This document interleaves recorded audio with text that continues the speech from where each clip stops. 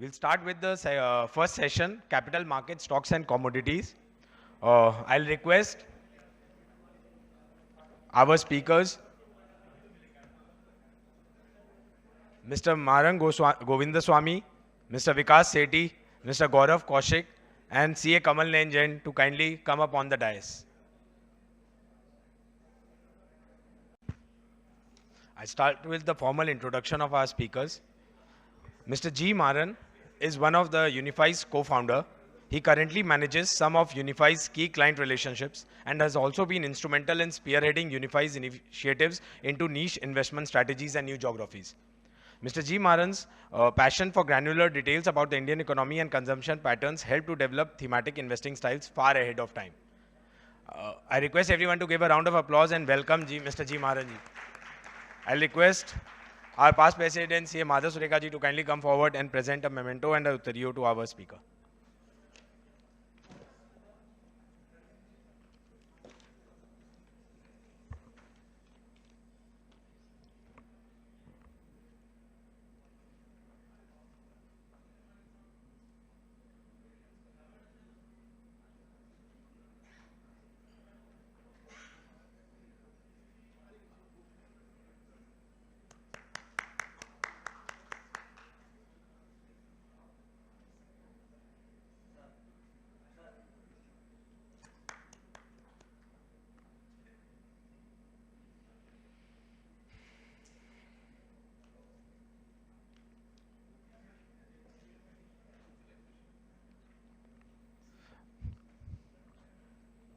I'll introduce our second speaker, Mr. Vikas Sethi.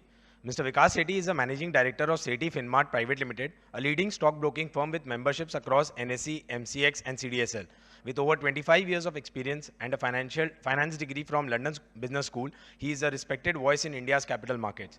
He's best known for his popular show, Sadabahar Sethi Saab ke short-term picks on Zee Business. He is admired for his sharp stock picking and disciplined investment philosophy. I request everyone to kindly welcome him with a round of applause.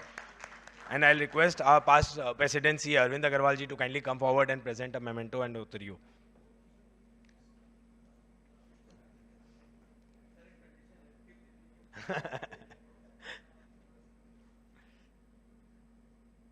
I'm sure many tips are coming our way during the session.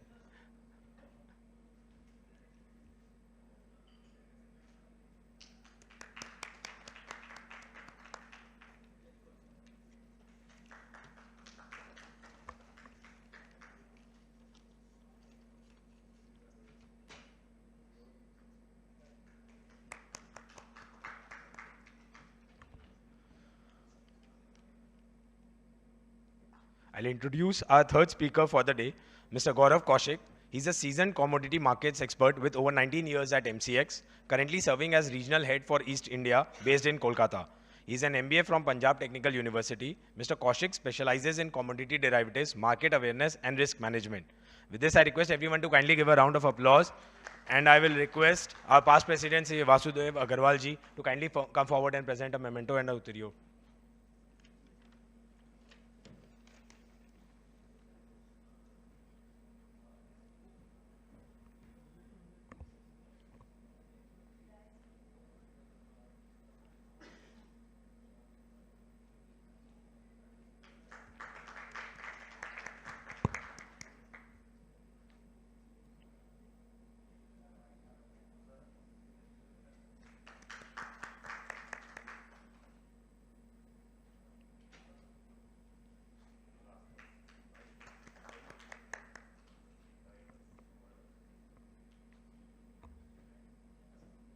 Last but not the least, our moderator for the session, CA Kamal Nain, who needs no introduction at this forum.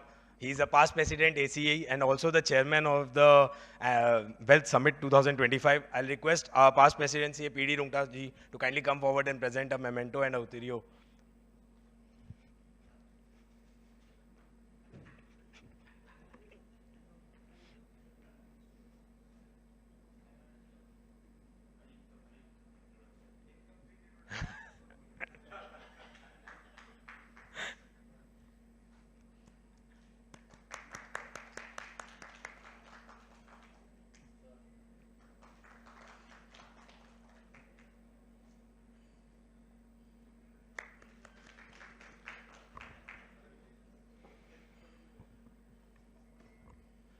The topic for this session is capital markets, stocks and commodities. Before we proceed, I'd like to give out some facts related to the stock markets and the commodity market. The Nifty had hit an all-time high of 26,200 before seeing a healthy correction. And today, it's trading around 25,600. There are more than 19 crore demat accounts which has been opened until now. Even the commodity market is also seeing a high rise, with the gold crossing around, reaching the 1 lakh mark, and the silver reaching around 1,10,000 mark. What is surprising is that post-COVID era, what we are seeing is that historically there was an inverse relationship between the stock market and the commodity market. However, both today are trading at same levels. And before handing over the proceeding to CA Kamal and Jain, I just have one more question to the speakers, that what is one sector which is being underlooked by the investors today in the market? If you could highlight that during your session. Thank you. Now I hand over the proceedings to CA Kamal and Jain ji.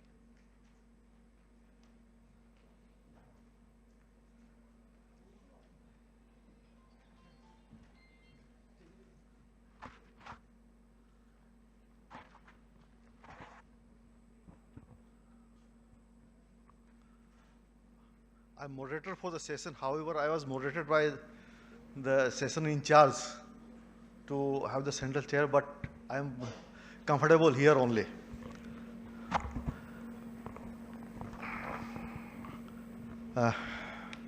Speakers for the session, Mr. Maran Govind Swami, Mr. Vikas Sethi, Mr. Gaurav Kaushik. Ladies and gentlemen, a very good morning to you all, and I welcome you all to this power-packed session on capital market. It is needless to mention that capital market, including share market or commodity, is foundation platform of wealth creation. And as I said that 19 crore demat accounts are there, and out of 19 crore, as per SEBI in last 3 years, 10 crore demat accounts have been added. That shows how much faith Indian investors are posing faith in Indian capital market. But traditionally we go a little back. I would like to share that we are always confused so far as investing in concern, so far as wealth is concerned. In late 80s, I qualified as chartered accountant and earned little money. I asked my father where to invest. So बोले बेटा gold में लगा दे. Best bet gold में लगा दिया. Then my friends told me यार पागल है क्या gold में लगा रहा है, because it cannot defeat the inflation and the way. So ultimately you are going to eat up your own capital if you give effect of gold, inflation to your investment. So well, what to do then? Well, share market is best bet. It is emerging market and people are minting money. So ठीक है, it was late 80s. So I started investing in share market, 88, 89, 90, 91. Then all of a sudden, this Harshad Mehta bomb blasted. And all my investments were haywire. And I was said, and again, I looked towards metal. Then again, SEBI came, digitalization, computerization, NSE came.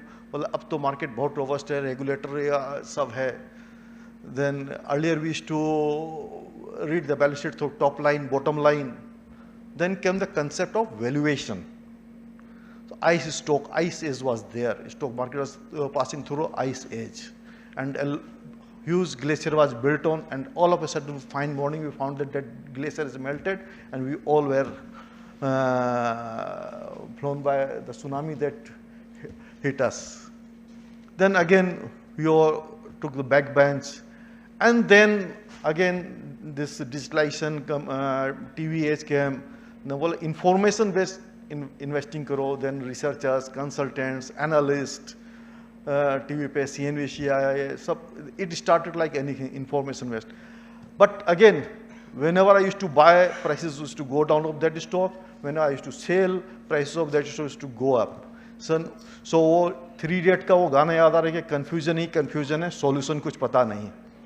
So then we thought, why not to have, and again then we started passing through a phase, as in the early session, that even volatility index is not knowing about the volatility, how much volatile the market is. And the way geopolitics is taking shape, India-Pakistan wise, there all of a sudden the TV we are watching, it is settled. Whereas day before we are thinking अब तो market जो है जाएगा, profit book कर लो या थोड़ा जो है isolation में लो, indifferent low, because market is now getting very risky. But all of a sudden this ceasefire takes place and everybody is bullish. Then Iran-Iraq war is, Iran-Israel war is hotting up. And the day America bombed Iran, in the evening, the way retaliation took place, everybody was of that mind that next day market going to boom because the Middle East crisis is going to be flared up. But in the very morning at 5 o'clock, we are watching TV and we find that there is a ceasefire. And again, the market is showing upward. So this volatility of the volatility is also taking different. Then this, as Deven sir told about the AI impact, because AI is also going to be make its own impact on the market. Just imagine a situation. Abhi, jaise we talk about algo trading. But if 10-20 brokers come together and doing algo trading, they connect their AI together, and if it takes place, you can just think it's like playing chess with the computer. So as an investor, as a future and option trader, you are going to play a chess with computer, with AI tool.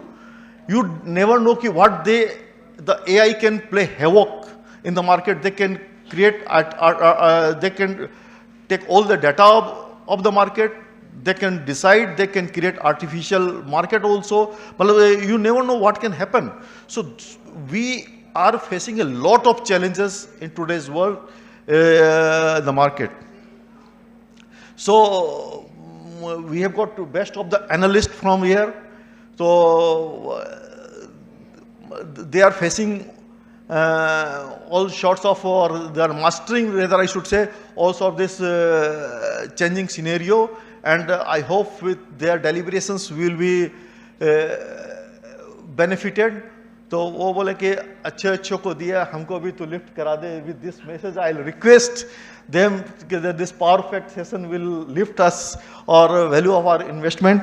And first I'll request Mr. Gaurav Kaushik, because I'll start from metal. Last year I recall Mr. Rishi Nathani presented and he shown how gold in comparison, because we are discarding metal, but he presented that how gold has almost at par with Nifty. He given a presentation insofar as growth is concerned. So I'll start because metal used to be a traditional item of investment. So I request Mr. Gaurav Kaushik to start the discussion. Thank you.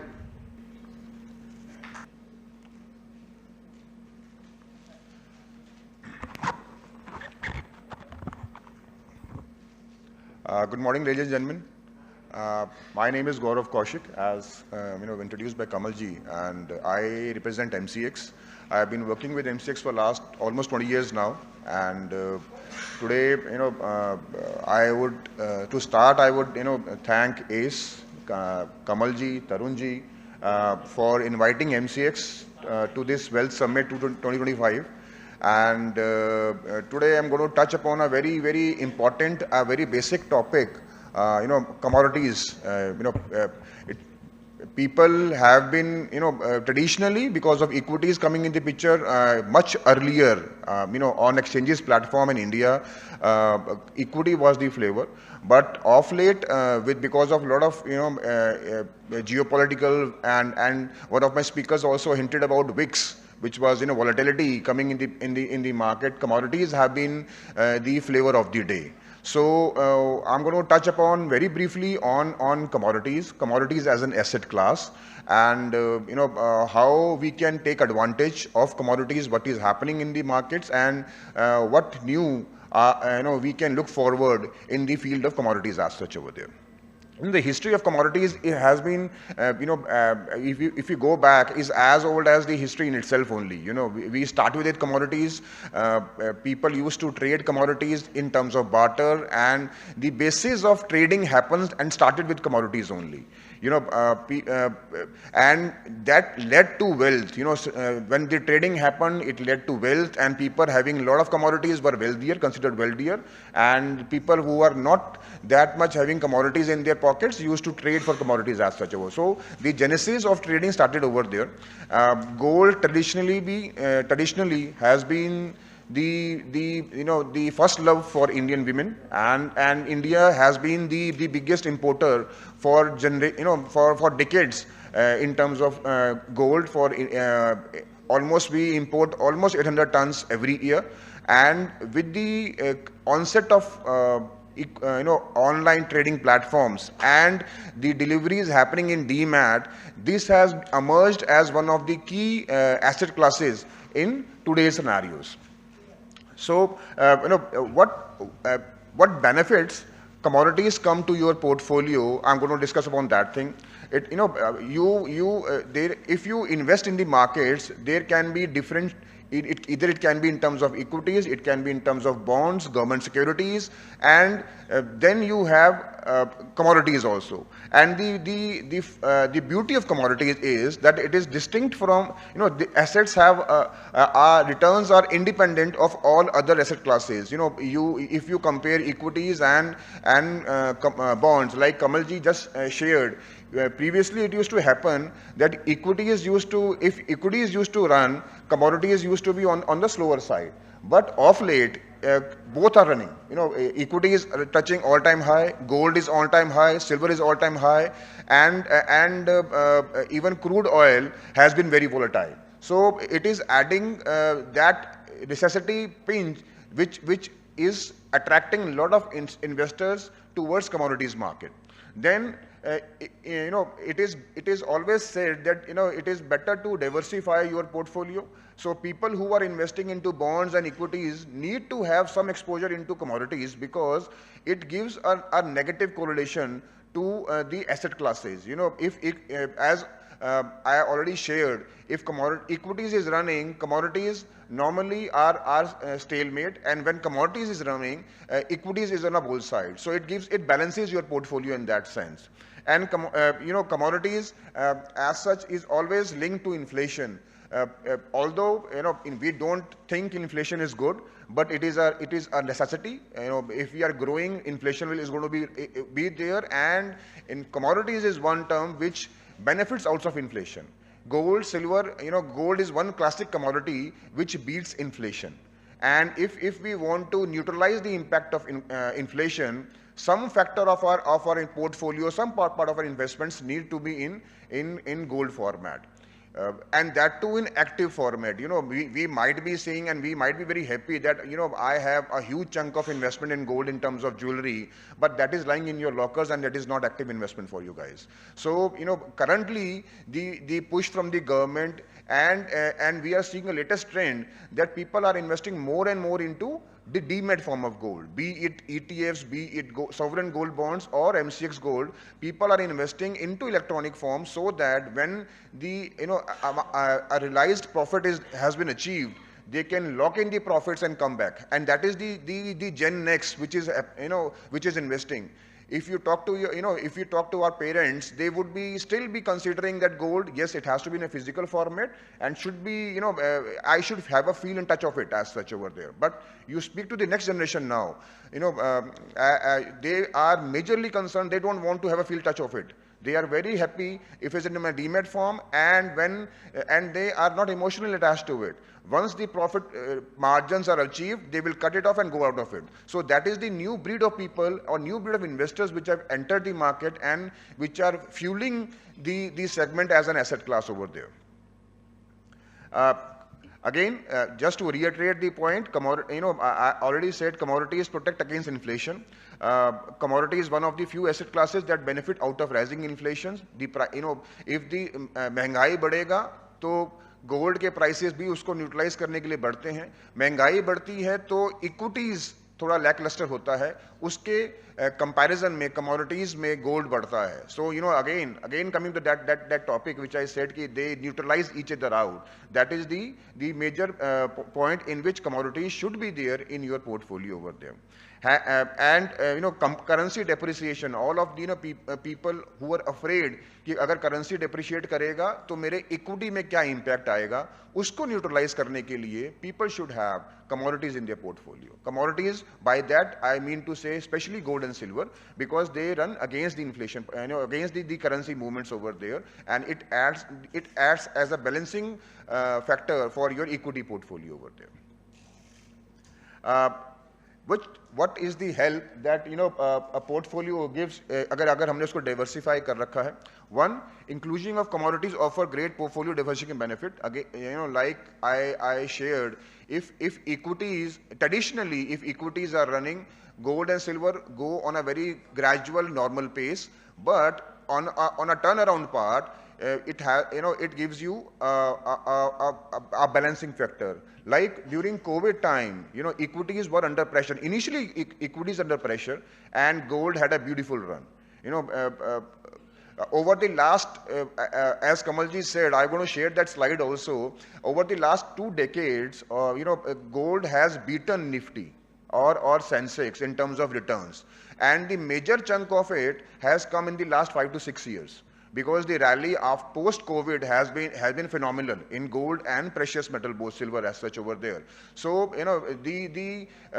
as we say in equities, you have to be patient, and it has to be a long-term investment. Even for commodities also, whosoever is investing, it has to be a patient and a long-term investing over there also, because it will give you return eventually, but over a longer period of time. If you invest in a shorter span of time, there would be a spikes, there would be a shocks in the market, and which an individual needs to be ready to absorb that thing. But gradually over a period of time, it will give you a return which you are aspiring for, and would also balance out of your portfolio over there. Then reduce overall portfolio volatility. Then increases risk-adjusted return of your portfolio. And innovative, it also adds to innovating financial products. Like, previously mutual funds were only offering equity and bonds as part of their product portfolio over there. But now SEBI has allowed even mutual funds to add gold in their portfolio. So a lot of hedge funds, diversified funds are available, which gives you a balance between equities, bonds, and commodities. Commodities, that too specifically gold only. So all these people who actively want to participate in commodities can directly go to the market and invest in commodities in MCX. But who are passive investors and who don't want to be in the market all the time, for them even to have a hedge portfolio, they can come to a balanced fund or a fund or a mutual fund which is investing into commodities also. So that advantage they can also avail by availing those funds. This is the chart, I think, Kamalji, you were saying, and it clearly mentions, and this is till April 2024. The recent rally, it is not capturing, but you can very, very well, it is depicted over there, the kind of gold movements it is happening, and the kind of volatility it has seen over the past, from April 14 to 24, 1 decade over there. And it has been phenomenal. The people who are having gold in the kitty are enjoying it. Although it is notional, because they're never going to sell it out, because it is attached to jewelry format only. So it will be there only, but they will be notionally happy. Just my net worth has increased from say X to 10X or for X to 5X. But if people had invested in demat format, good prices always lure people to book in profits, and that is the essence why we and as well as Indian government is trying to people to invite them to paper gold. Paper gold, in a sense, I'm not saying it's going to be only paper backed by physical, but in a demat form. So that will assist people who actually want to invest and start trading into gold commodities as a commodity. This is what differentiates us from an equity market.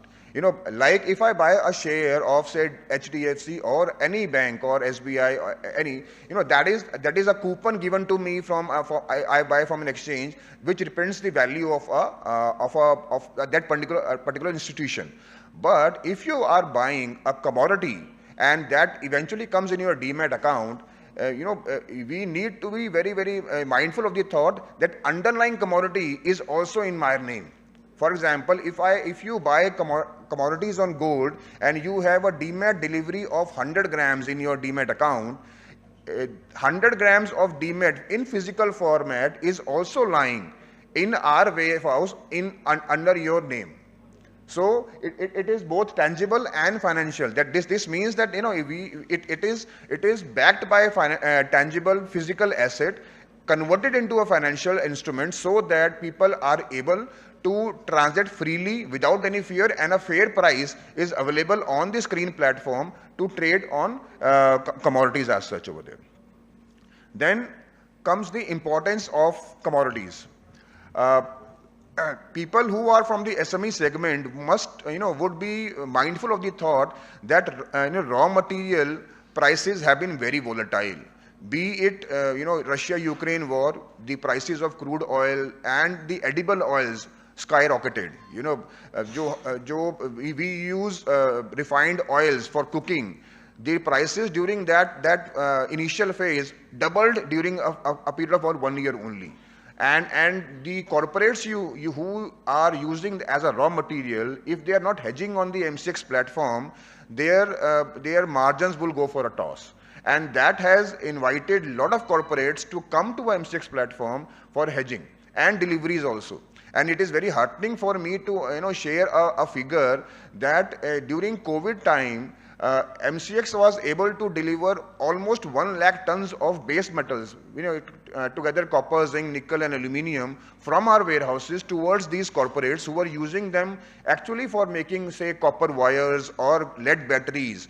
And that has been the confidence these corporates have on MCX, that whenever they find an opportunity, they come to the platform for taking deliveries, actual deliveries, and that has been a real game changer in creating and strengthening the market on MCX platform.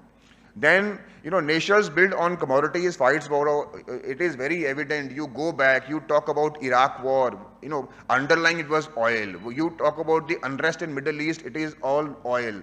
You talk about, Russia, Ukraine, can be of something to do with borders, but underlying is minerals, rare minerals which are present over there. So everything you talk about is happening because of commodities only. The underlying is commodities. You can name it anything, weapons of mass destruction or anything like that. But underlying is a control on commodities only. And that has been going on. And with the scarce nature of these things, it will continue to go on. And which will again fuel the volatility. And because of this volatility, the essence and the need for MCX arises over there. Then it touches our daily life. Needless to say, gold, silver, it is all a part of our daily life, and even commodities we consume is part of our daily life. You talk about wheat, you talk about grains, you talk about chana, all are commodities. Any movement, absurd movements in it would impact our life. As inflation is happening and impacting our life, all these commodities also impact in one way or the other. So people need to come to these platforms to hedge their positions, to mitigate their risk, so that the corporates who are actually using them can at least protect their margins, so that their profitability doesn't go down, which will eventually reflect in the portfolio you're having in terms of the shares. So it is directly or indirectly impacting a person who is having an equity portfolio. So understanding of commodities market and the exposure to it is necessary, because supposedly if I have a script of Hindustan Zinc, and underlying zinc is very volatile, and if they don't hedge their positions on, say, MCX or LME, which is an international exchange, the movements up or down will impact their margins. And if I am not used to that, I am not tracking it out, my portfolio might be not giving that return which I am looking forward to. So need to understand the importance and the reliability and that commodities have on the impact on the equities market also. These again, the same thing. Conflicts on commodities. The latest version is the crude oil Middle East factors, which have been going on. It is going still on. The history predates. A lot of things are shown over there. It predates, has a long history behind it. But eventually, it is all terminating and accumulating to commodities only. And we need to understand the importance and the importance of coming on platforms to investing into it as such. Then how to invest into commodities? If you want to invest, there can be few mechanisms. One is the derivatives contract. Like MCX provides derivatives, we have futures and options. So people who want to invest in electronic formats can come to MCX for investing on futures and options in commodities. Then commodity indices, like you trade on Nifty and Sensex in equities. Commodity exchanges also offer indices for trading, which are again a non-delivery based, paper-based contracts, which having underlined as commodities only. So people who actually don't want to have direct exposures to commodities can come to indices and take exposures there. Then as I shared, mutual funds. Mutual funds are one entities in which a lot of interest have been, they have been able to cater to a lot of interest of people from B town and C town, which are actually passive investors. And through a right selection of those funds, you can have a part investing into commodities also. Then comes ETFs. ETFs are like exchange traded funds, and people can invest in them also. And the last was PMS. People who have capital and don't have time can give their funds to recognized SEBI guys, and they will invest on your behalf on equities, commodities, and a mix of that to give you a better return as such over there. So all these things are available if a person is interested in commodities investment on electronic format. Physical format, yes, we have been doing in physical mandis and the over-the-counter thing we are doing. But for electronic format, these are the ways in which you can invest. A slight brief about MCX. I will not take, I will not divulge deep into it. But just to tell about MCX, we started operations in 2003-04, and it is almost 2 decades now we have been operating. And we are being governed by SEBI only. And it is very, we have products in gold, silver, crude, various denominations are there, futures and options are also available. And with the recent upsurge in the prices of gold, silver and crude oil and the volatility, it is very heartening to say that last week only we clocked our highest turnover of 12 lakh crores, all because of members like, AdWealth and the member fraternity and the clients who were participating. And the growth has been phenomenal. When we shared our numbers for last year, the numbers were double, and that clearly impacts on our stock prices also. Last to last year we were trading at 1500 rupees MCX, and yesterday only we clocked our highest price of 9775 rupees. So that is the impulse, the interest. It is guaranteed. People are looking forward towards commodities, and the journey has been very, very fabulous in that sense. Trade timings. People can, domestics can be there, corporates can be there, and the timings can be from 9 to 11:30. It is a grueling time, but people who don't have time can come to via channel through mutual funds also for participation over there. This is the gist of it. What all we offer, or the ecosystem offers. There are only 4 sectors in commodities. One is a bullion, then is a base metal, third is energy and agri. Bullion is gold and silver. Then base metals is copper, zinc, nickel, aluminium, and lead, and energy is crude and natural gas. This is the whole ecosystem. Although SEBI has given us an approval for launching 91 commodities, the whole ecosystem is into 9 commodities also. And the latest announcement is we are going to launching electricity futures also. You must have read in newspapers that SEBI has given exchanges the approval to launch electricity. So going forward, you will see people trading on electricity on the exchange platform over here. Again, all these have been covered to what to keep in mind and during investment. And here I'll come to a conclusion of my PPT, and Hope I am able to give some insight about commodities market to you guys and able to garner some interest into you. Would seriously urge all the corporates and the fraternity over here to, if you're guiding a corporate, do tell them about the concept of hedging and the importance of hedging and the way they can they can benefit out of the risk parameters from that purpose or by participating in exchange platform. And if you're looking for electronic format for investing, these are the platforms which by which you can ride on the commodity bull run happening across globally over there. Thank you. Thanks for time. Thank you.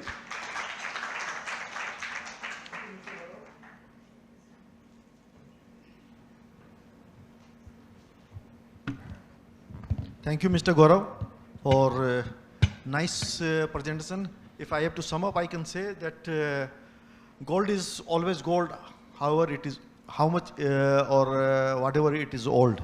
And silver is not going to lose its sign, whatever may be the situation. It can give, these metals can give a very good backbone to your other portfolio also.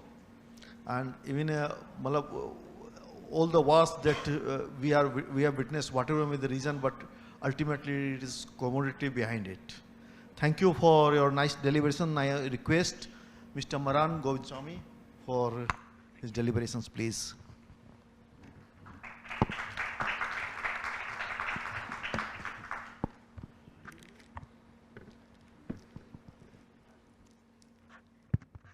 Thank you very much.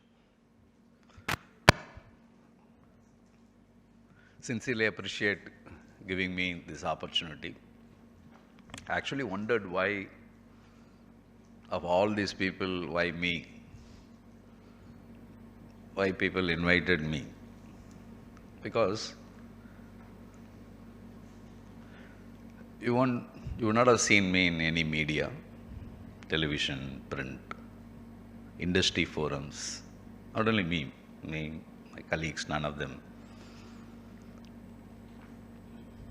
And even some forums where they invite me, they will never invite me again.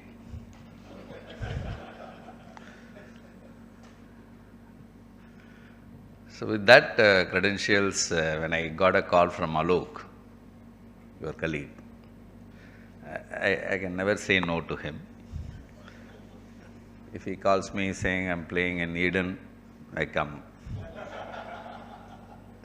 If he calls me saying I have a match in the cricket and football club, I come. Not to watch the match, but to eat. I understand that club now has a nice South Indian joint also. Ramani, you mentioned, right? So these are some of the reasons I come Kolkata, but not to make presentations in any forums. I have one good news and one bad news. One good news is I have no presentation to make, so you can be relaxed. No pressure to slide after slide, focus. One bad news is I have no insight to offer. A dignified form of saying I have no stock tips. I'm unlikely to speak about any particular stock or a sector or something that you can go home and use. Many things we read are confusing to you and confusing to us also, except that you show and we don't show.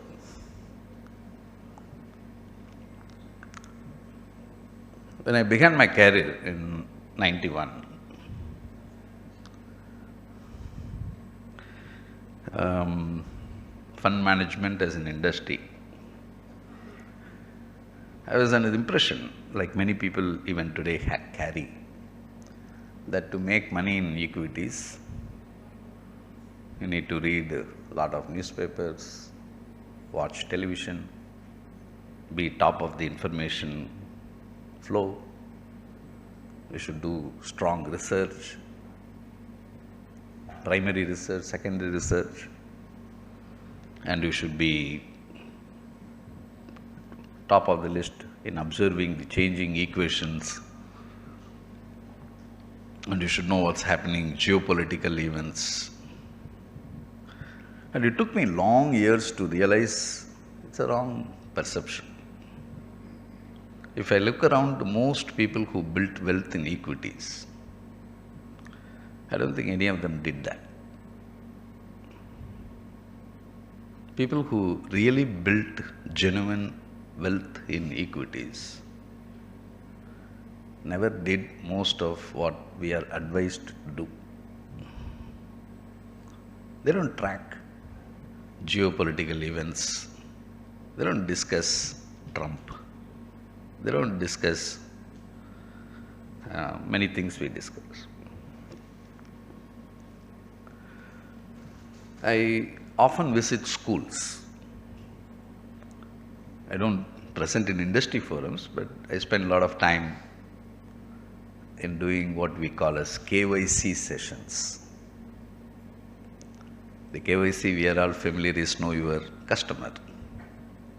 But this KYC I am talking about is know your country.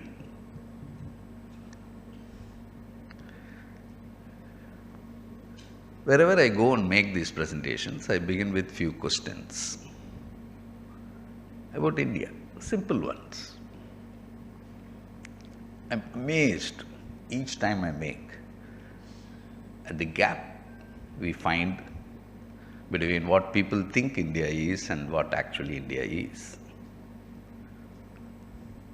I'll give you some basic numbers. I was in Ahmedabad, the most premier MBA school. And one of the first question I began with was, of the following 4 states, which state has highest number of vegetarians? Veg food. And the choices I gave was A. Gujarat, B. Tamil Nadu, C. Punjab, D. Kashmir. Of course, everyone chose Gujarat. Some people even said Tamil Nadu because I come from there. But the moment you say it's Punjab, people get surprised, right? For them, it's hard to digest the fact that Punjab has more vegetarians than Gujarat. It's even more hard for them to digest the fact that Kashmir has more vegetarians than Tamil Nadu. Yeah. Which means we don't even know what our guys eat. Food is 31% of India's domestic consumption. And India's domestic consumption is 63% of last year of India's GDP. If you look at the $4 trillion GDP, which our Prime Minister expects to soon cross 5 trillion, 6, 10. Instead of wasting time predicting this 5 trillion 2030, 10 trillion 2040, first you don't even understand what this 4 trillion today is. This $4 trillion GDP of India, about 17% is exports. 17. 83% of India's economy is domestic. Are we spending 83% of our time discussing domestic factors? Many people in daily market tend to think whole India moves based on what US does, what Europe does, what China does. All of that put together is 17% of India's GDP. Out of that, 9% is services, which cannot be tariffed. 8% of India's GDP is global trade. That's it. We spend so much time trying to make sense of that 8%, and we don't even know what that 62%, which is India's domestic consumption. Who consumes what? I'll give you latest statistics. A friend talked about gold. Last year, Indians spent more on liquor than on gold. How about that? Talking about liquor, we South Indians, we are about 26 crore people. Tamil Nadu, Kerala, Karnataka, Andhra, Telangana. 5 states put together is 26 crore population. As a percentage of India's population of 142 crores, we are about 18%. So 18% of Indians live in South. And last year, we consumed more alcohol than whole of rest of India. It's a record we are very proud about. You guys talk much, don't drink. The entire liquor consumption of West, plus North, plus East, plus Central, put together, can't match South. Yeah. And we don't know that. These are all things which create wealth. Getting to understand who consumes what. I said I began my career in 91. 91 when we started, if you looked at Sensex, steel, cement, power, textile. Which is the largest Indian listed company? Tata Steel. Which is the first Indian company to cross 1,000 crores turnover? Tata Steel. So in 91, top 30 companies, more than 20 of them were steel, cement, power, textile. And if you had believed that future growth of India is going to come from those sectors and invested in those sectors, your next 14 years return would have been zero. The largest textile company in index, Arvind Mill, came back to the same price in 2014. 1993 and 2014, same price. That's the cost you will incur if you go and make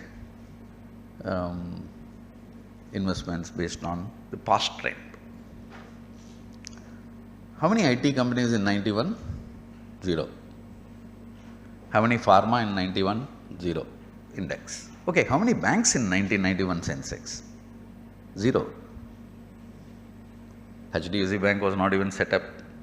State Bank was not even IPO'd. So, no IT, no pharma, no real estate in 1991. But in 2001, IT, pharma, real estate was more than half of the index. And banks were still 7% of the index. Whereas in 2021, banks are 40% of the index. So what I'm trying to say is very counterintuitive. Many people think India is a slowly evolving economy. It is not. Every 10, 15 years, half of the index undergoes a change. They are very fast developing. We think India is a country and it can be uniformly described in certain manner. It can't be.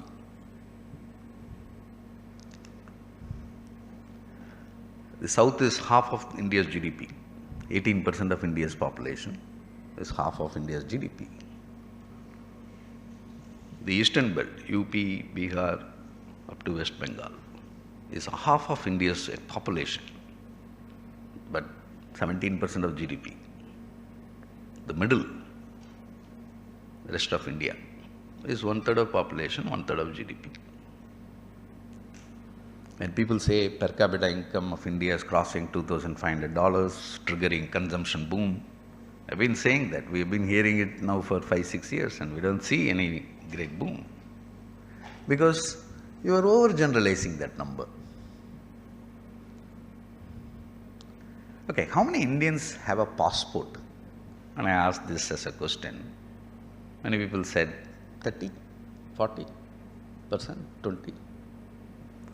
It's actually 6.5%. And if you remove Kerala, it's less than 5. In Kerala, 40% of Keralites have a passport. Okay. How many Indians invest in mutual funds? 3. How many Indians carry a credit card? 4. How many Indians file IT return? 5. How many Indians have a demat account with demat holdings? 6. We have 19 crore demat accounts, of course. We have opened 10 crore demat accounts. Tomorrow you call me saying that please open a demat account free with me, I will also open. Out of the 19 crore demat accounts, we have distinctly different demat account holders is 10.4, 10 crore 40 lakh.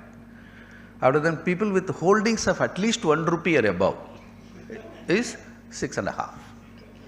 That's it. Which is, as a percentage of Indians, is not even 5. So 5%. It looks very low, right? Counterintuitively, it looks very low. For us to feel that 6% of Indians have passport, 4% of Indians have credit card is something missing. So what we did is we tied up with IIM Udaipur. We do this kind of freaky research and we spend a lot of time, lot of money, lot of time. And this research is trying to understand household ownership pattern of white goods. Because you can hide your income not paying IT tax. You can hide your income in not doing something. But you can't have wealth and not have, say, a washing machine. Your wife will kill you if she knows you have money and not have a washing machine at home. So we just wanted to know how many households have a washing machine. That's it. And we spent significant amount of money. In fact, the institution was asking, boss, why do you want this particular number? There are so many stuff. The reason is, you may have 10 ACs at your house. He may have 5. I may have 2. But all of us will have only one washing machine. You may buy iPhone in US, jewelry in Dubai, washing machine you buy in India. So the number of washing machines sold in India is a good indicator, because you may change iPhone every new series. Washing machine you change once in 6-7 years. And last year we sold almost 67 lakh washing machines in India, just 1 year. We sold 1 crore and 3 lakh air conditioners in India. And if you consider 6-year gap between the replacement, 2019 washing machine sales is not even 12-13 lakh. Which means you had 50 lakh households coming into the consumption boom. Right? And it's a ever growing number. And there is a high correlation. People say unemployment rate. And I ask people, what is unemployment rate? How do you define? When you talk about unemployment rate rising, does that mean more people are unemployed? Actually, US announces that unemployment rate is all-time low, 3.2%. The question to ask is, does that mean 97% of American adults are employed? Many people think yes. The answer is no. Out of the adults in US aged between 20 and 65, 71% of them are employed. That is their employment rate. 3.5% American adults are not employed and looking for employment. What about the rest? The rest are neither employed nor looking for employment. So they are not counted in employment rate, they are not counted in unemployment rate. So in India, when you hear that unemployment rate is rising, is it good news or bad news? It's fantastic news to have. Because what is that unemployment rate rising tells you? More people are not employed and looking for employment. To give a number, this year, June academic year that got over, we have had 67 lakh graduates who had graduated out of colleges. About 45 lakh undergraduates, close to 18 lakh postgraduates, 1,20,000 doctors, professionals, all put together. And more than half of them were women. Okay? And let's say all these women graduates who came out of colleges last year, decide not to go for employment. What will be the unemployment rate? It will decline, because unemployment rate is number of people who are looking for employment and not employed. Is that a good news? So there is something called employment rate. Employment rate in India is also rising. That means in 2014 our unemployment rate was 34. Last year our employment rate is 38. More people are employed today than the number of people who were employed 10 years back. And even more people are looking for employment today than the number of people who were looking for employment 10 years back.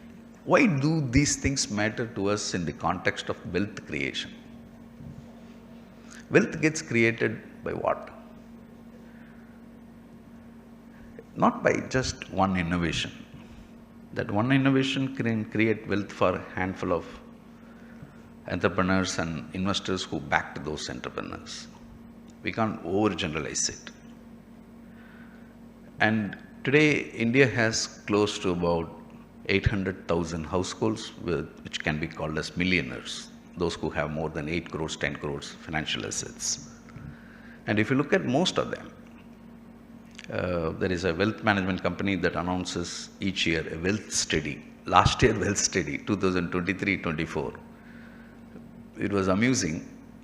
Specialty chemicals and pharmaceuticals created more wealth than any other business. And we don't even seem to discuss about it. Today, most of the investors' discussions are about railway stocks, defense engineering, capital goods, AI.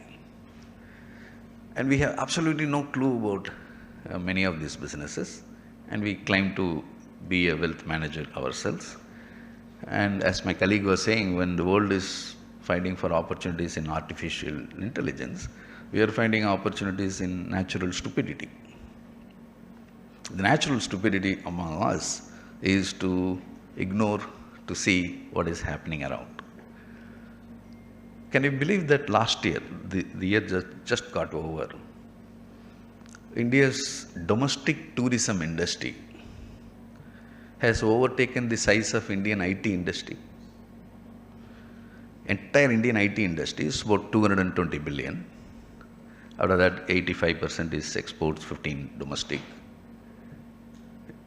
But if you take in domestic tourism industry, across 220 billion.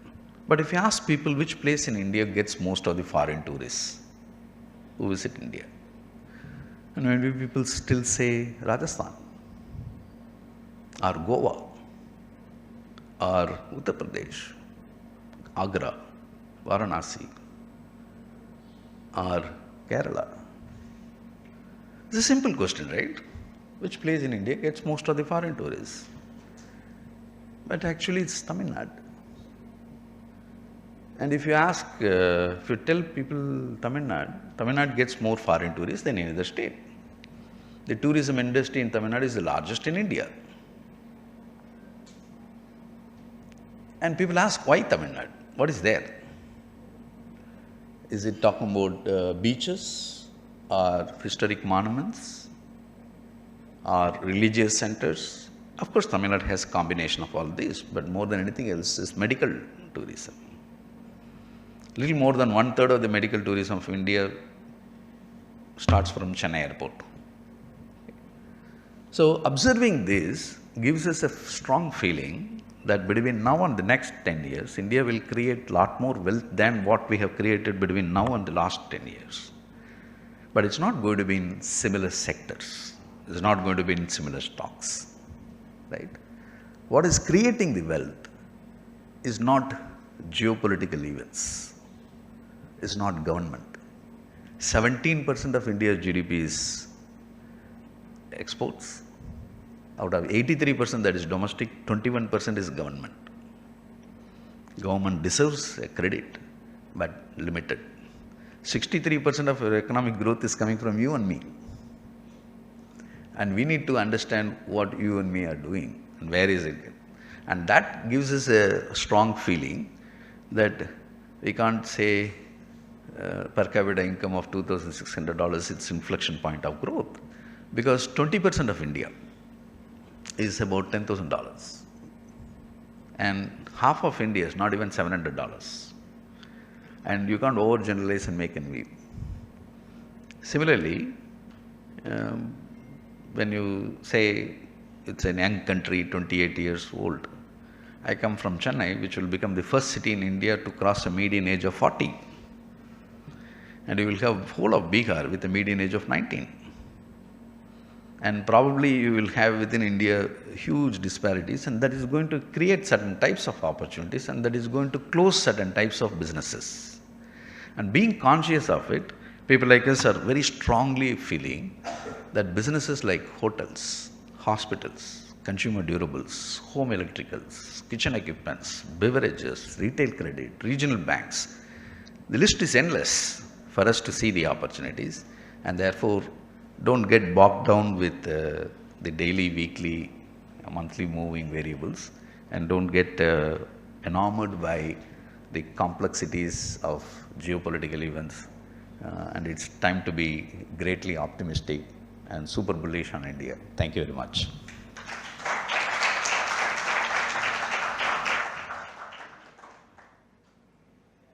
It was very great deliberation by Mr. Maran. His data that 18% population of South India consumes more liquor than whole of the India. And whereas this 18% of the population generates half of the GDP of India. So is there any correlation with liquor to GDP?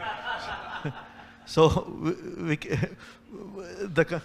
can take a lesson from it on the lighter side. However, knowing your country, KYC, knowing your customer to knowing your country is better, then only you can create wealth by judging the segments. It was a great deliberation, sir. Thank you, thank you.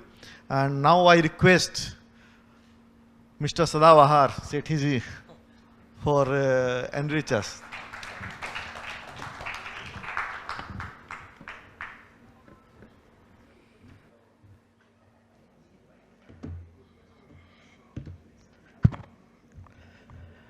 Good morning, friends. At the outset, I would like to thank Kamal Nayanji and CA Tarun Gupta ji for having invited me and given me this opportunity to address such an august gathering today. And I'm very delighted to see you in such numbers, the hall being full, on a lazy, rainy Saturday morning.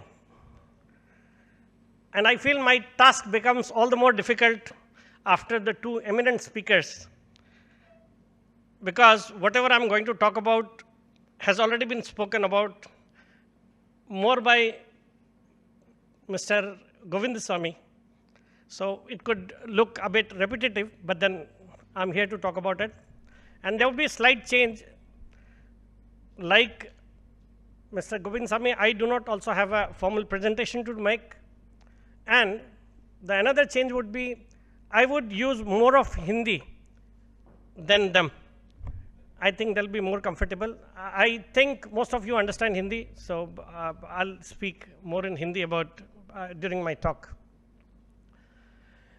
Again, today I'm here to share my views on our markets, the long-term opportunity in India. Let me start with a famous quote by a French novelist by the name of Victor Hugo, who said, "No power on earth can stop an idea whose time has come."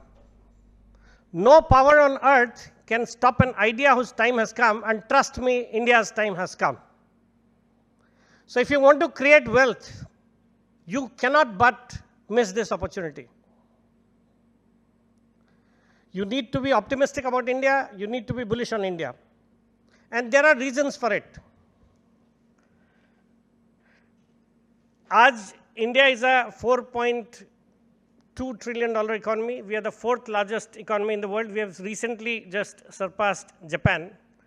And we are likely to become a $5 trillion economy soon, surpassing Germany. और अगर मैं एक बात आपको बोलूं कि India जो growth हमने पिछले कई सालों में देखी है, we are going to grow much faster than what we have seen already, because there are a lot of positives around India. मतलब sometimes we feel कि कुछ we fear that how can something be so good about India. Everything is looking positive. हमारा macroeconomic indicators देखते हैं तो inflation is down below 4%. Monsoon has been good. There is a stable government at the center, strong government at the center. They're doing the right things.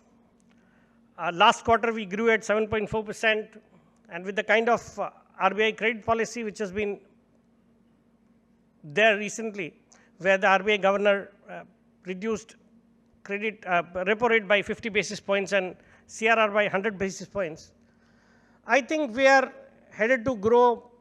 He gave a figure of 6.5% again for this year, but I feel we should be growing at close to 6.7, 6.8%. And I personally feel we are at the same level, same inflection point where China was in 2004. जब China की economy was at $4 trillion and currently it is at $18, $19 trillion. So over the next, say, decade, we could be seeing explosive growth in our GDP, and trust me, a lot of wealth is going to be made over this period. सरकार ने पिछले 10 साल में जो जो काम किए, चाहे वो जीएसटी का इम्प्लीमेंटेशन है, रेरा का इम्प्लीमेंटेशन है, IBC was there, then lot of other incentives to promote manufacturing like PLI incentive scheme, then government spending on infrastructure, roads, railways, power, defense, they've all done their bit. उसके कारण मुझे लगता है हमने we've grown decently over the last decade or so, but then till now we have only been able to pluck the low hanging fruits. The results of all these would be reflected in the years to come. So I continue to remain very bullish on this market, on our economy as a whole, and our market. मतलब जब बोलते हैं ना कि जब एक बड़ी Tide आती है तो वो अपने साथ सभी बोट्स को ऊपर खींच लेती है. So sector specific, I'll come to the sectors which I like, which Mr. Govindsamy has already talked about some of them, but there are a few other sectors which I like and I'll deliberate upon them. But अगर आप globally भी देखें तो we are in a very sweet spot. The crude भी देखेंगे तो after the kind of geopolitical environment which we are in, crude is hovering below $70, which is pretty good for India. We import lots of crude. और जो हमारी competing countries है वहाँ पे there are problems of their own. US की अपनी problems है, वो एक matured economy है, एक saturation stage में है, so they are growing but growing at a much lower pace than us. China again is facing similar kind of problems. They're grappling with an aging population. India's population currently, 50% of India was born just 30 years back. Half of our population is below the age of 30 today. So we have such a good demographic structure. We need to capitalize on it. तो China की अपनी और problems है, फिर it's a closed economy, things we cannot trust China, जो भी वहाँ पे तो इट्स लाइक चक्रव्यूह है, अंदर जाना इजी है, बाहर निकलना is not in your hands. और बाकी जो भी कोविड के बाद हुआ है, the world thinks they need to look at an alternative to India and alternative to China, and India stands a very good chance of benefiting out of that. Though we have not been able to capitalize on that as much as I would have expected us to do, but then ठीक है, there are problems with us. और अभी तो क्या है, after these 2 terms of the Modi government, this term is a coalition term. Although अभी तक वो दिखता नहीं है, मतलब we are not able to see this, but then थोड़ा बहुत impact of coalition government का होता ही है. बाकी बाजार पे मैं बुलिश हूँ. मुझे लगता है अभी थोड़ी देर पहले कमोडिटीज़ की बातें हो रही थी. We were comparing equities with say gold and silver and real estate. Let me give you an example. If you go back to say 1980s, our Sensex was at 100. उस समय अगर आप देखोगे तो गोल्ड के 10 ग्राम के भाव थे करीबन 1700 रुपया, जो आज है 1 लाख के ऊपर. चांदी के 1 किलो के भाव थे 2700 रुपया, जो आज लाख रुपए के ऊपर वो भी है। और सेंसेक्स जो 100 था वो आज है 84,000। मतलब gold has gone up by around 50-55 times, silver has gone up by 35 times, and Sensex has gone up by more than 800 times over this period. Such is the kind of outperformance which Sensex has given. So I always say this, gold glitters. जैसे कमल नैन जी ने बोला, gold always glitters, silver always shines, but Sensex compounds. And this compounding is a great, it's very rightly called eighth wonder of the world. ये जो Sensex 100 का 84,000 हुआ है, आपको क्या लगता है, at what rate would the Sensex have compounded?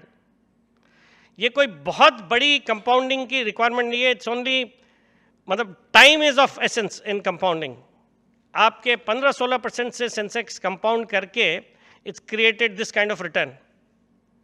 तो कंपाउंडिंग जब होती है तो आपके 12-14%, मतलब you do not need to expect very high growth in this market. If you are reasonably able to do, say, 16-17% return, generate 16-17% return over a very long period of time, you will do very well in this market, very well. तो आपको कोई बहुत ज़्यादा जो लालसा होती है, लोग आते हैं बाज़ार में, अब मेरे पास लोग आते हैं, बोलते हैं सेठी साहब आपके पास अकाउंट खोलना है, हमको कुछ फंड्स हमारा मैनेज करिए और हमको 1 महीने में डबल करके दीजिए। मैं बोलता हूँ आपको 1 महीने में तो खैर डबल करना पॉसिबल ही नहीं है, ये सब बेवकूफ़ी वाली बातें हैं।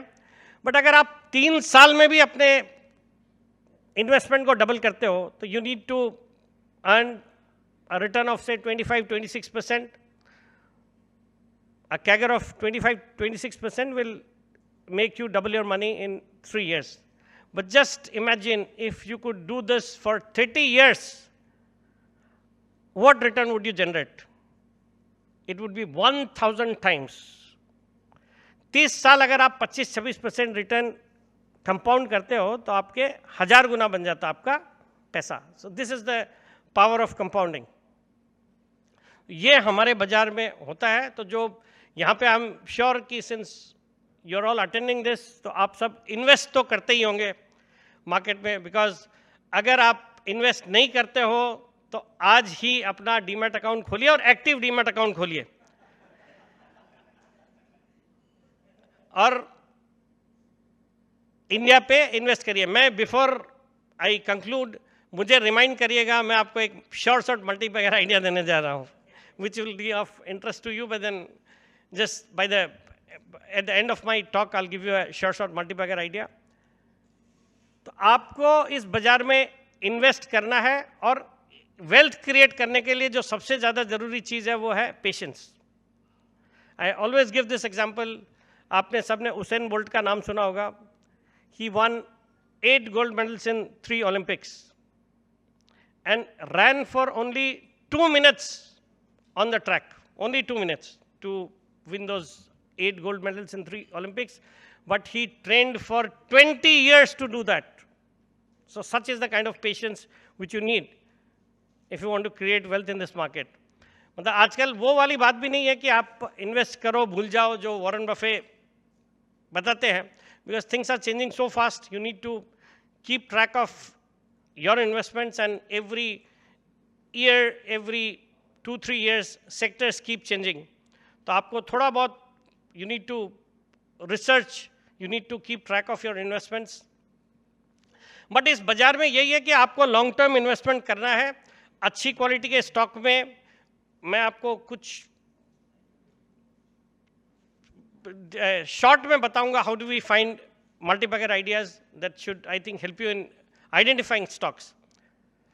बट इस बाजार की एक फितरत है और ये 4 स्टेजेस इस बाजार में होते ही हैं जो आपको ये चारों स्टेजेस में पार्टिसिपेट करना है। In this market there is everyday fluctuation और वो जरूरी भी है। It's like your heart, it has to be like this. जब आप ECG करवाते हो, it has to come like this. If it comes like this meaning you are gone. तो ये everyday fluctuation is a part and parcel of the market, ये आपको रोज होता ही है। फिर आप हर शॉर्ट टर्म में crashes would be there, short term corrections would be there, sorry short term corrections would be there. तो आपके हर थोड़े दिनों में बाजार ऊपर जाता है, थोड़ा करेक्ट होता है, उससे आपको don't get disheartened. Medium term में क्रैशेस होते ही हैं बाजार में, मतलब हर 4-5 सालों में आप देखेंगे तो 30-40%, 50% का क्रैश हम बाजार में देखते ही हैं। That should also not deter you from investing, या आप रोज रोज देखो मत। एंड जो most important thing is long term में कंपाउंडिंग होती ही होती है, long term compounding is a part and parcel of the market. तो अगर आप अच्छे स्टॉक्स में, अच्छे सेक्टर में इन्वेस्टेड हो तो ये बीच का जो पीरियड है वो आपको पार करना ही पड़ेगा, बट लॉन्ग टर्म में you will create wealth for yourself. The only thing to look at is ये जो टिप्स है, पेनी स्टॉक्स है, इन सब पे ध्यान नहीं देके अच्छी क्वालिटी के स्टॉक्स में आपको इन्वेस्ट करना है। और एक चीज़ मैं हमेशा बोलता हूँ कि when you want to look at a company to invest, उसमें look for companies which can generate high rate of return on incremental investment over a period of time, over an extended period of time. मतलब जो कंपनियां capital की requirement होती है and they invest this capital in projects which generate high rate of return, and that is done for an extended, a very long period of time. That is a short way of finding multi-bagger ideas.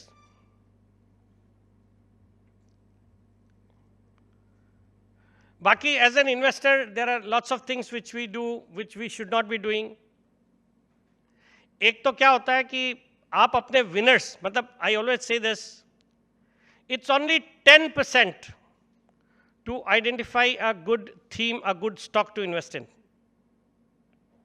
90% of your wealth creation comes from not selling them early. हमारे साथ क्या होता है, आप अच्छे stock में थोड़ा पैसा बनता है और आप एग्जिट कर जाते हो, आप बेच देते हो उसको, बिकॉज वो प्रॉफिट आता है तो आपको दिखता है कि ये बाजार तो गिरता है, ऊपर नीचे होता रहता है, and you sell that stock early, and that is the mistake which we all commit. और आपके ईयर एंड पे आप जब अपनी बैलेंस शीट बनाते हो, अपने पोर्टफोलियो को देखते हो, तो जो आपका पोर्टफोलियो होता है वो उन्हीं स्टॉक से बना हुआ होता है जहां पे आपको लॉसेस हो रहे हैं ड्यूरिंग द ईयर, वो स्टॉक्स आपके बैलेंस शीट में रिफ्लेक्ट होते हैं, और जिसमें आपको प्रॉफिट्स होते हैं, गेन्स होते हैं, वो आप बेच के निकल जाते हो। Rather you should be doing the other way round. आप अच्छे स्टॉक्स में if you are invested, continue holding on to them, be with them, and don't sell them early. That is 90% of the game. आपको अगर wealth create करनी है तो अच्छे quality के स्टॉक्स में लंबे टाइम, मतलब आप राकेश झुंझुनवाला जी को देखेंगे तो उन्होंने अपनी मेजर वेल्थ क्रिएट करी टाइटन में। During his 20-25 years period during which he was holding Titan, कम से कम 4 से 5 बार ऐसा हुआ होगा कि टाइटन अपने हाइट से 40%, 50% करेक्ट हुआ। आप हम सब यही सोचते हैं ऊपर में बेच देते, नीचे में ले लेते, that is not possible to do at all. It's not possible at all to time this market. उन्होंने भी वो देखा, but he stayed for the full course, and look at it, the kind of wealth he has created from just that single stock which he put his money in. तो मेरा ये आप लोगों को सुझाव है कि आप लॉन्ग टर्म के लिए इन्वेस्ट करें, don't sell stocks early, and one more very important thing is don't panic in this market. आप जब पैनिक करते हो तो you don't lose money when the markets panic, you only lose money when you panic. चाहे वो Covid का example ले लो, चाहे 2008 की सब प्राइम क्राइसिस ले लो, या रशिया यूक्रेन वॉर ले लो। कोविड के दौरान people used to talk about as if the world was going to come to an end. So it was the time to buy and people sold. And look at it, जिन्होंने Covid के दौरान invest किया उन्होंने पिछले 5 सालों में multibagger returns generate करें। खैर वो you needed to be a bit lucky also, but then panic में जब आप सेल करते हो, मतलब मेरा ये बोलने का मतलब है, एक तो आपको कभी भी इस बाजार में लेवरेज नहीं होना है, लेवरेज नहीं होना है, बिकॉज वो आपको फिर कंपेल करता है कि जब आपको जो करना चाहिए उसका उल्टा करना पड़ जाता है आपको। मतलब जब लेने की टाइम है तो आपको सेल करना है। अगर आपकी डेरिवेटिव्स में पोजीशन है और कोविड जैसा सीन आता है या रशिया यूक्रेन वॉर के दौरान का फॉल आता है, तो you don't have a choice but to get out of this market. तो आपको as an investor, as a retail investor और HNI investor, you should be not leveraging to invest in this market. आप अपनी जो savings है, अपने जो savings जिसको आप अदरवाइज गोल्ड में, रियल एस्टेट में, फिक्स डिपॉजिट में इन्वेस्ट करते हो, उसको आप इक्विटीज़ में इन्वेस्टमेंट करिए and don't look at it every day. मतलब जैसे आप कोई घर खरीदते हो, इन्वेस्ट करते हो, घर पे रहने का घर अलग है, इन्वेस्ट करते हो प्रॉपर्टी में, तो आप रोज़ रोज़ उसके भाव नहीं देखते हो। अगर आप रोज़ देखने लगे तो आपके घर वाले ही आपको मेंटल हॉस्पिटल भेज देंगे। बट यहाँ पे आज आपको कोई आइडिया आपने एक अपनी स्टडी करके या किसी के बोलने पे या जैसे भी आपने एक लॉन्ग टर्म के लिए इन्वेस्टमेंट किया, बट कल सुबह आप उसका भाव देखने लगते हो, परसों वापस भाव देखते हो, और फिर क्या होता है, आपको रोज उसका भाव देखते हो, which is not the case when you invest in property. अगर आप वैसा करो तो डेफिनेटली आपके घर वाले आपको मेंटल हॉस्पिटल भेज देंगे। तो उस तरह का आपको यहाँ पे भी अप्रोच रखना है when you have invested for a long term. फिर don't look at it every now and then, and do your own study, do your own research which gives you confidence कि भाई बाजार में ऐसे सिनेरियो आएंगे, external factors होते हैं which are beyond our control, कि ट्रंप कब टैरिफ इम्पोज करेगा, कब क्या स्टेटमेंट देगा, कब इजराइल ईरान होगा, you never know. So be prepared for that. But then अगर आप रिसर्च्ड हो प्रॉपरली, आपने स्टॉक के बारे में स्टडी किया हुआ है, उसके बारे में प्रॉपर रिसर्च किया हुआ है, तो your confidence would be there. और जब वो गिरता है तो देन यू फील, और एटलीस्ट वी वुड फील कि it's a great time to buy it at these beaten down levels if you are convinced about that idea, about that stock.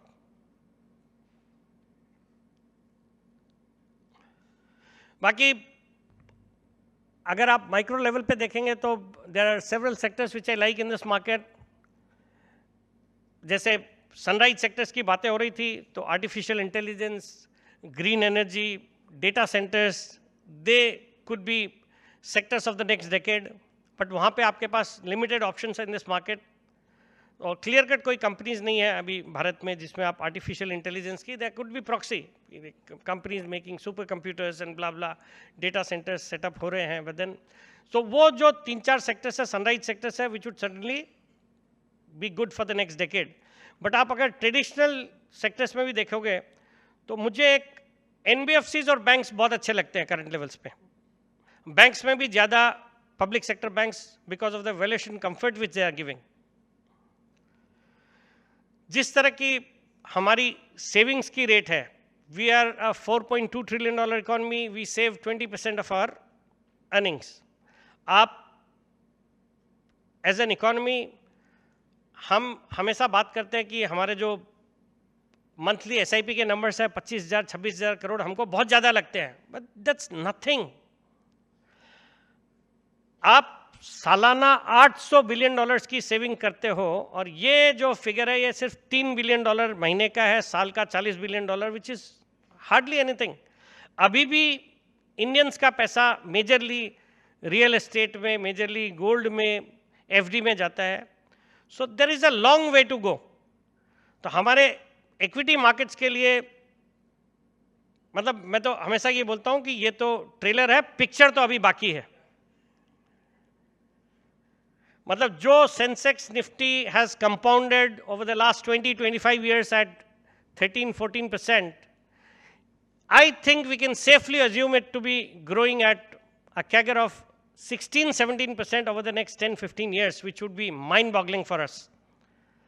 कि अगर आप एक पैसिव इन्वेस्टर हो और आप सिर्फ निफ्टी में इन्वेस्ट करके भी अगर रहते हो, तो यू विल डू गुड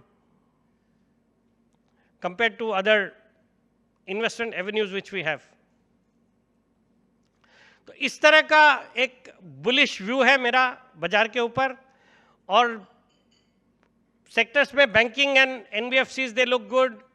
इसके अलावा अभी बातें हो रही थी aerospace defence, I remain bullish on the sector, although कुछ तेजी इनमें पिछले महीने 2 महीने में एक अच्छी बड़ी तेजी हो गई है आफ्टर ऑपरेशन सिंदूर, एंड जो हमने अपना प्रोवेस दुनिया को दिखाया है।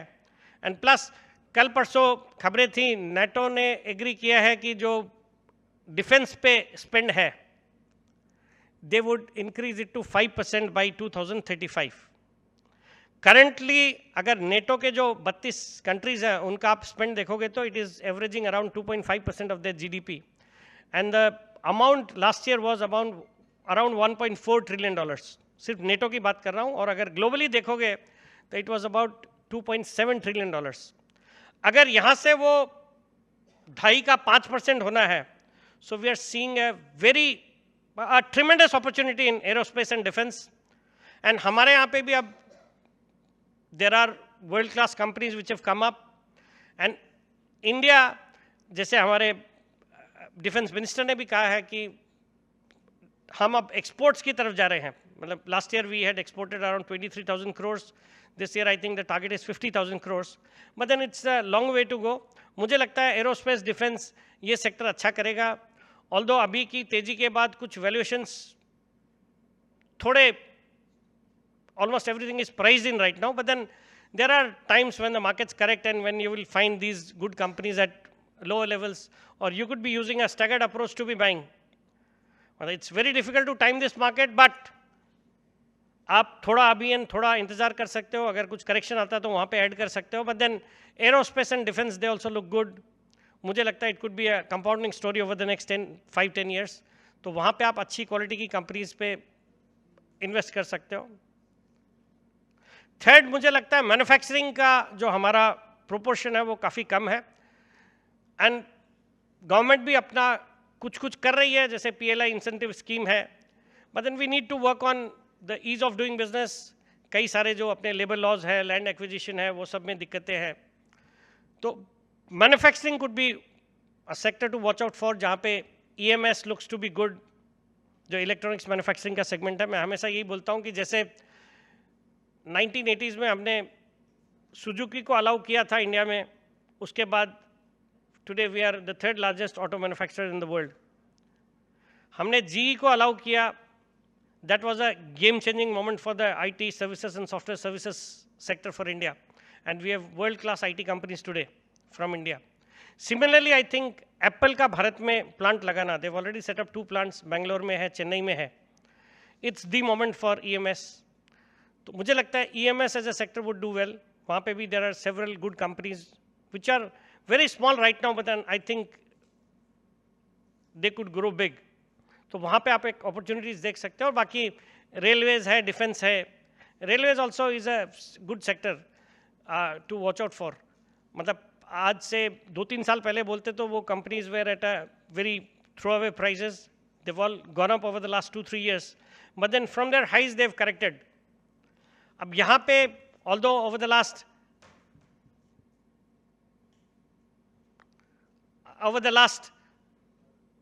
say few months they've again gained, but then I think there is some steam left, तो वो भी आप देख सकते हो।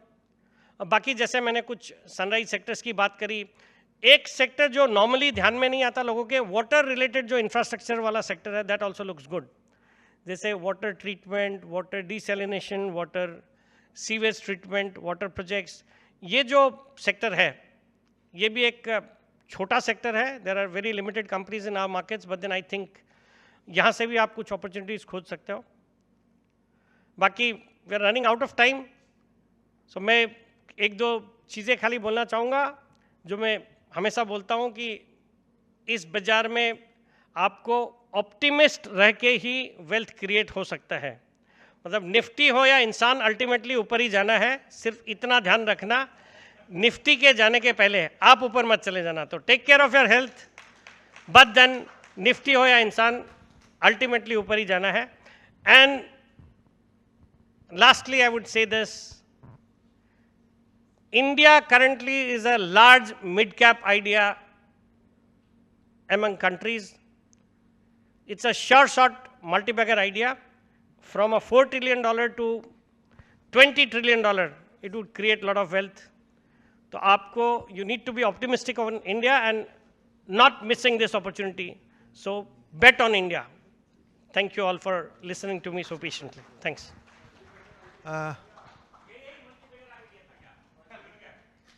It was a great deliberation by Vikas ji. Undoubtedly, he has given so much of insight into wealth creation through capital market.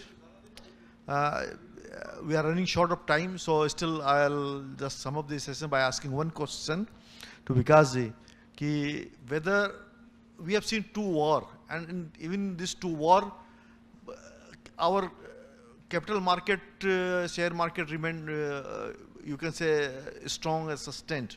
So whether India is decoupling from global headwind or still we are vulnerable, this is a question I'd like to. देखिए कमल जी, ये जो geopolitical tensions चल रहे हैं आजकल, क्या है, इतना असर पड़ता नहीं है हमारे ऊपर। ये जो मिडिल ईस्ट में जो ईरान इजराइल का जो वॉर हुआ, उसके बाद डॉलर में जो तेजी हुई, that would certainly impact us, because हमारा काफ़ी फॉरेक्स डॉलर में जाता है। बट आजकल ये वॉर ज़्यादा चलते नहीं है। जैसे अगर आपने देखा होगा ऑपरेशन सिंदूर के बाद हमारे मार्केट्स में कोई असर ही नहीं पड़ा। और जिस दिन ये ट्रंप ने भी अभी बॉम्बार्डमेंट करा था जो B-2 बॉम्बर्स से ईरान की न्यूक्लियर फैसिलिटीज़ को, वो वीकेंड था, सैटरडे मॉर्निंग था। मतलब I was pretty okay because it looked as if कि now the war would come to an end. तो हम मतलब बहुत ज़्यादा एस्केलेट हो जाएगा ऐसा नहीं, और एस्केलेट अगर आज की डेट में दुनिया में होता है तो they'll be end of the world, क्योंकि सबके पास न्यूक्लियर वेपन्स है। तो फिर तो आपका FD भी कोई काम का नहीं है, आपके पैसे भी कोई काम के नहीं है। तो इट मेक्स मोर सेंस कि आप चांस लो कि इक्विटीज़ में इन्वेस्टेड रहो, it will at least give you some better returns. तो बाकी आजकल सडनली वी कुड से कि हमारी खुद की जो डोमेस्टिक इकोनॉमी है, plus as far as India is concerned, as Mister Govind Sami was mentioning, कि हमारी कंजम्पशन ड्रिवन इकोनॉमी है, हमारा ग्लोबली जो लेन देन है वो काफ़ी कम है। So we don't need to bother as much as other countries which are dependent on exports and global economy. So we are in a pretty good state actually. Thank you, because since we are running short of time, so we cannot much go with the question answer session. So I have to. Ketan भैया कुछ पूछना चाह रहे हैं? ठीक है, so anybody from the floor? Ketan भैया आप ही स्टार्ट कीजिए।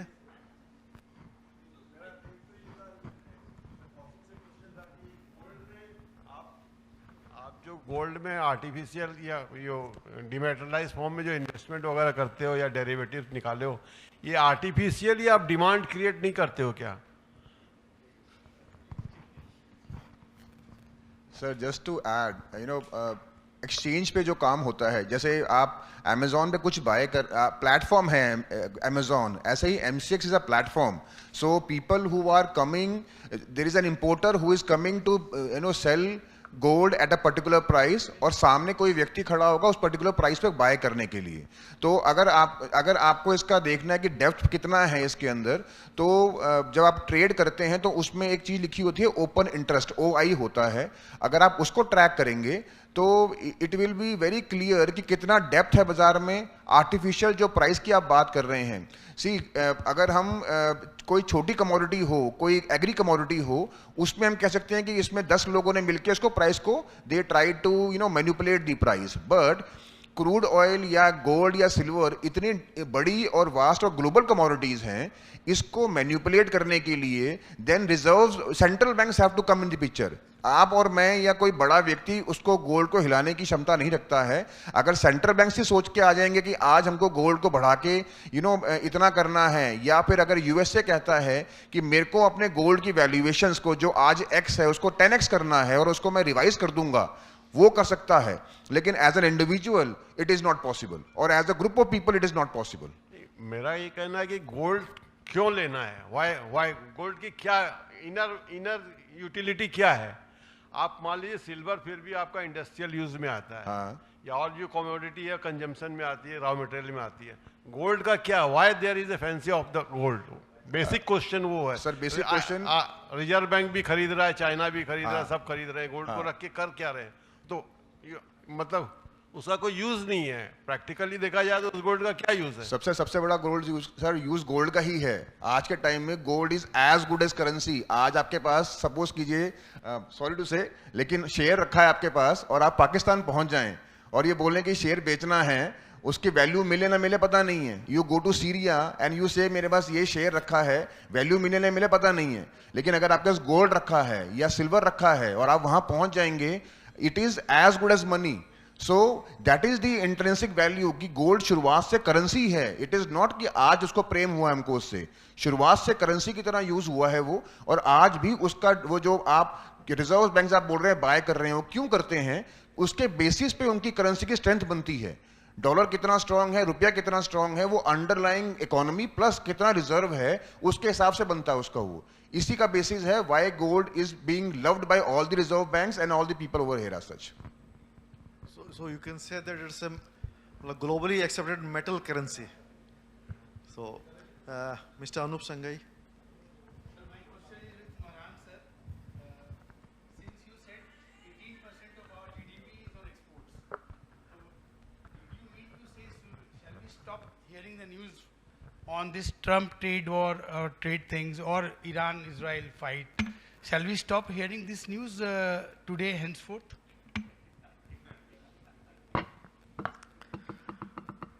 See, actually it's 17%. And this, yeah, 17% of our country's GDP is exports. Out of that, 9% is services exports, like IT, engineering services, pharmaceutical research. 8%, therefore, is trade. That include textiles, oil and gas, jewelry, gems. So if you are a textile exporter, you should be looking at what's happening in all this. If you are a auto comp exporter, these things are critically important to you. If you are a gems jewelry exporter, these things matter a lot. But all these people put together is 8% of India. Why should I take medicine for your headache? I don't need to. Which is what we are doing. Right? These things are important, but for certain types of people who all put together is small part of India. Are we giving proportionate amount of importance? For example, I mentioned to you domestic tourism has now become larger industry than IT. But there are 5 IT stocks in Sensex. There's no domestic tourism stock in Sensex. If let's say both these sectors go, IT goes up 10%, domestic tourism falls 10%, there is no impact on GDP, right? But Sensex will run through the roof. On the other hand, if IT falls 10%, domestic tourism goes up 10%, market will fall a lot. So many people tend to think market as barometer of your economy, and it is not anymore, because the composition of markets have become very different than composition of our economy, right? 15% of our GDP is, 15% of our market cap is IT, which is not even 6-7% of India's economy. 19% of India's economy is construction, real estate. That's not even 4% of India's market. So depending on what drives India, you will find markets in certain direction, economy in certain direction. But all I only said is, don't overgeneralize some of these global developments as if applicable to whole of India or whole of market. I hope I made some sense. Thank you. Thank you everyone. Chota sa, please ask.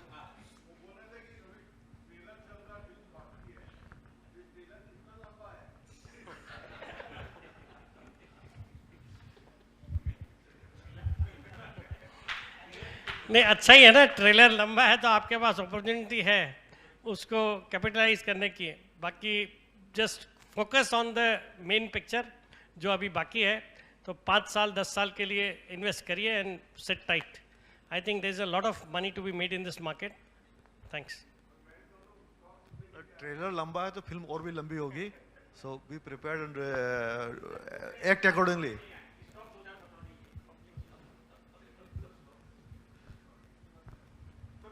So, last question.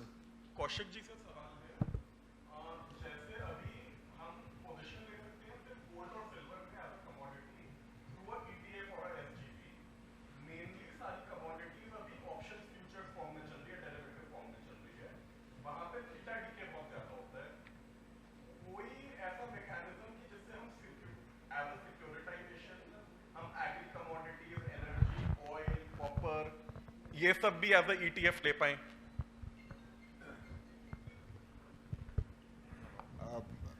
Sir ये मॉडेबल या तो अभी के time पे जो भी ETFs available हैं आपके that are via not through MCX platform, it is गाया NSE और BSE, वो आपको अवेलेबल दे रहे हैं वहाँ से, जो इंस्ट्रूमेंट्स वहाँ पे आ रहे हैं।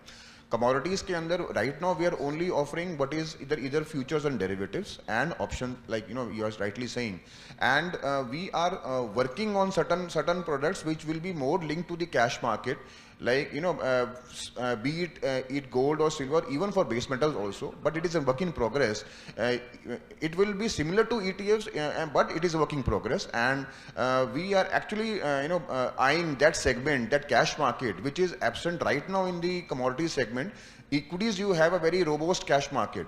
Commodities, you don't have that at right now a very robust cash market right now, and we are working and like a spot gold market, which SEBI has already issued a white paper also. So there are things in work in progress, and it will take some time to have a developed market of that sort. But once that is there, whatever you are saying, those instruments will be available at that time over there as such over there. Right. Thank you.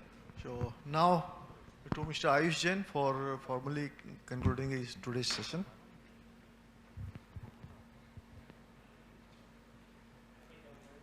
This session, I'd like to express my heartfelt thanks to our distinguished speakers for sharing their deep insights, market perspectives, and future outlooks. Mr. Gaurav Kaushik emphasized the growing need for an active approach to investing in commodities, particularly gold and silver, and explained how these assets can act as a hedge against inflation compared to our equity portfolio. Mr. Maran Govindswamy shared some key eye-opening statistics on passport holders, demat account and investor participation, etc., giving us plenty of food for thought. He also spoke about evolving dynamics of various sectors over time and their criticality in wealth creation. Mr. Vikas Sethi expressed his views on the strength of the Indian economy and highlighted its long-term growth potential. He reminded us that volatility is an inherent part of the stock market and emphasized that patience and time are the key ingredients to build wealth in stock market. Key points for us to remember from his speech are: invest for long term, don't sell your winners early, don't panic, and don't look at investment prices daily. Lastly, a special thanks to our moderator for so skillfully steering the conversation and keeping it both engaging and insightful. Thank you once again to all our speakers for being with us today and enriching this discussion. We'll now move to the next session on WealthTech. I request everyone to kindly give a round of applause.